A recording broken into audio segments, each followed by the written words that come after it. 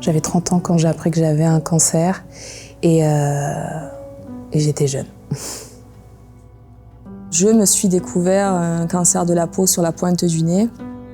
En octobre 2019, j'avais la confirmation que j'étais porteuse d'un cancer du sein.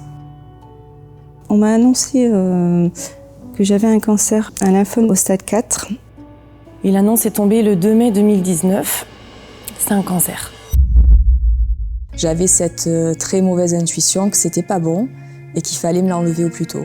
La tumeur avait rongé mes clavicules et c'était très très douloureux.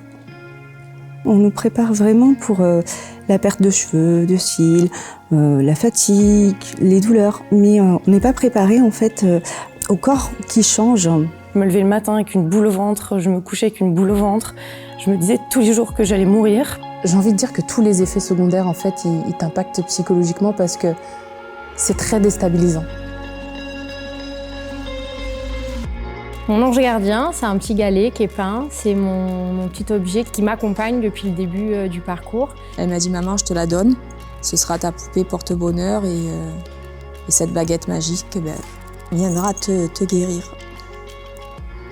Quand je vois cette bague, je me dis que j'ai de la force en moi, grâce à ma famille. Je suis très croyante et ça m'a beaucoup aidée. J'écoutais beaucoup de choses positives. J'écoutais du worship, du gospel essentiellement. Ma force, c'est ça, c'est la vie, c'est mes enfants déjà. Quand je regarde mes enfants tous les jours, quand je me lève, je sais que c'est pour eux que je me suis battue aussi. Au départ, c'est pour mes enfants et pour mon conjoint que je ne me suis pas laissée aller. Et en fin de compte, je me suis aperçue que c'était pour moi, parce que j'en avais besoin, que j'avais besoin justement de garder cette féminité. J'étais dans l'obligation de me battre, que je devais m'en sortir pour que les autres personnes qui passeraient par la même expérience que moi puissent à leur tour se dire que c'est possible.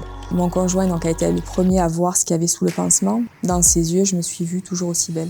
On croit se connaître et au final, on découvre une nouvelle personne. Tant qu'on te dit que tout va bien, tout va bien, arrête de te poser des questions et fonce quoi. J'ai à côté de ça une force mentale, je pense, de sportif de haut niveau quoi, à force d'endurer de telles épreuves. Et si je peux dire quelque chose à la Charlotte d'avant, c'est profite pleinement de ta vie. La vie, elle continue et elle est belle, il faut se battre.